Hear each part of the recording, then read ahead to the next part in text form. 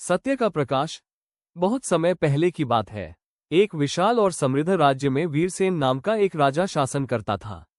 वो बुद्धिमान, पराक्रमी और न्यायप्रिय था, लेकिन उसे एक बड़ी कमजोरी थी, उसमें बहुत अहंकार था। उसे अपने ज्ञान और शक्ति पर अत्यधिक गर्व था, और वह सोचता था कि इस संसार में उससे अधिक ज्ञानी और शक्तिशाली कोई नहीं है। राजा वीरसेन अपने दरबार में विद्वानों की सभा करता था, परंतु जब कोई उससे असहमति जताता तो वह क्रोधित हो जाता और उसे दंडित करता। धीरे धीरे दरबार के विद्वान डर के मारे सिर्फ वही कहते जो राजा सुनना चाहता था। एक दिन राजा ने ऐलान किया कि वह उस व्यक्ति को सोने की 100 मुद्राएं देगा जो उसे कुछ नया सिखा सके। कई लोग आए, पर कोई राजा को संतुष्ट नहीं कर सका। अंततः राजा ने सोचा कि अब कोई ऐसा नहीं बचा जो उसे कुछ सिखा सके। उसी राज्य के एक किनारे पर एक साधु रहते थे, संत अच्युतानंद। वे त्यागी, ज्ञानी और शांत स्वभाव के थे। उन्होंने जब राजा की घोषणा सुनी तो उन्होंने अपने एक शिष्य से कहा, ये समय है जब हम राजा को उसके अहंकार से मुक्त करें। संत अच्युतानंद ने राजधानी की ओर प्रस्थान किया। वे नंगे पांव, सफेद वस्त्रों में और हाथ में कमंडल लिए दरबार पहुंचे। राजा ने जब साधु को देखा तो उसका स्वागत किया और कहा, हे महात्मा, आपने मेरी चुनौती स्वीकार की है। बताइए, मुझे क्या नया सिखाएंगे आप? संत मुस्कुराए और बोले, राजन, मैं आपको एक प्रश्न पूछता हूं। यदि आपने उत्तर दे दिया तो मैं वापस चला जाऊंगा, यदि नहीं तो आप मेरे साथ एक दिन बिताएंगे। राजा ने हंसते हुए कहा, पूछिए, मैं हर प्रश्न का उत्तर दे सकता हूं। संत ने पूछा, राजन, बताइए कि सत्य क्या है? राजा कुछ पल चुप रहा, फिर बोला, सत्य वह है जो शास्त्रों में लिखा है, जो हमारे आचार्य सिखाते हैं। संत मुस्कुराए, यदि ऐसा है तो हर व्यक्ति सत्य को जानता होता, परंतु सत्य को समझना इतना सरल नहीं।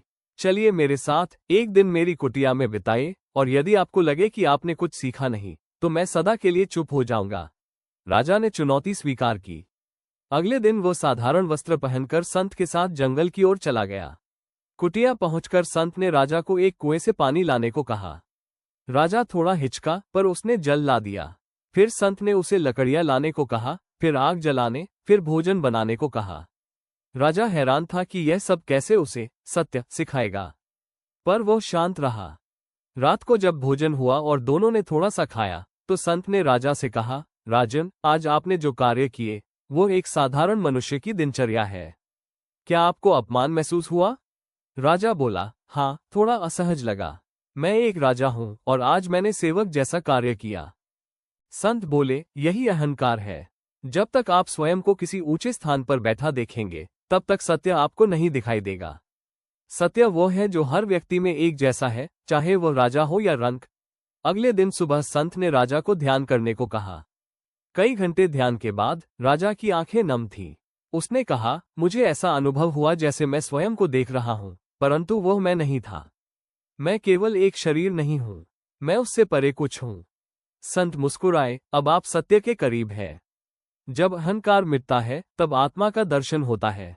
सत्य केवल शास्त्रों में नहीं, अनुभव में छिपा होता है।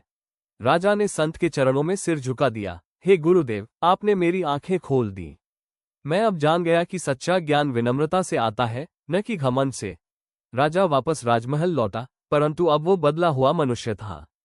उसने दरबार में सबको स्वतंत्र रूप से बोलने की अनुमति दी, दंड की जगह संवाद को प्राथमिकता दी और संत अच्युतानंद को राज्य गुरु बनाया।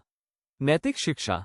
सच्चा ज्ञान वही है जो हमारे भीतर के अहंकार को समाप्त कर दे और हमें विनम्रता और समानता का मार्ग दिखाए।